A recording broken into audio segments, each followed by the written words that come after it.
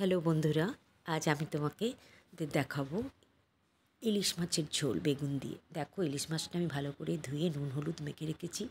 এরপর লম্বা লম্বা করে বেগুন কেটে রেখেছি। সর্ষে গুঁড়ো একটু নুন দিয়ে ভিজিয়ে রেখেছি। কালো জিরে, কাঁচা লঙ্কা, শুকনো লঙ্কা আমি রেডি করেছি। এবার দেখো, আমি তেলে মাছগুলো ভেজে নিলাম। এরপর আমি কালো জিরে, শুকনো লঙ্কা, মাছ ভাজার পর যে তেলটা থাকবে তাতেই আমি শুকনো লঙ্কা আর কালো জিরে ফোড়ন দিলাম। শুকনো লঙ্কা কালো জিরে ভাজা হয়ে গেলে এবার আমি লম্বা করে কেটে রাখা বেগুনগুলো আমি ধুয়ে নিলাম। আমি সব সবজি ধুয়েই কাটি।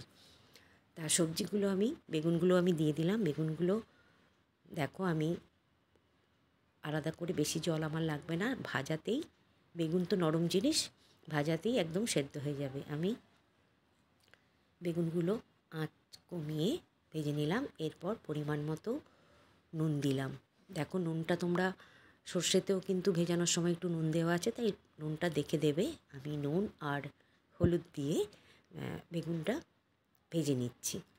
বেগুনটা ভাজা হলেই আঁচটা কমিয়েই কিন্তু আমি ভাজছি। দেখো, পুড়ে যাওয়ার চান্স থাকে। বেগুন যেই ভাজা হয়ে গেলে, এই যে ভেজে রাখা মাছটাও আমি পাশে রেখেছি। এরপর বেগুনগুলো দেখেই মনে হচ্ছে একদম সুন্দর, দেখো নরম হয়ে গেছে, ভাজার মধ্যেই নরম হয়ে গেছে। এরপর আমি ভিজিয়ে রাখা সর্ষে গুঁড়োটা আমি হালকাই দিয়েছি, খুব যে ঘন সর্ষে হবে তা নয়, তাই পাতলা করে আমি ভিজিয়ে রেখেছিলাম অল্প সর্ষে গুঁড়ো দিয়ে, শুধু স্বাদ দেওয়ার মতো। দেখো, এবার আমি যদি একটু জল লাগে অল্প একটু জল দিলাম আর ভেজানো সর্ষে গুঁড়োটা দিয়ে দিলাম। দেখো, আমার ফুটছে। ফুটে গেলে যখন দেখব, এরপর আমি ভেজে রাখা মাছগুলো দিয়ে দিলাম। একদম ডিমওয়ালা মাছ, খেতে দারুণ টেস্টি হবে।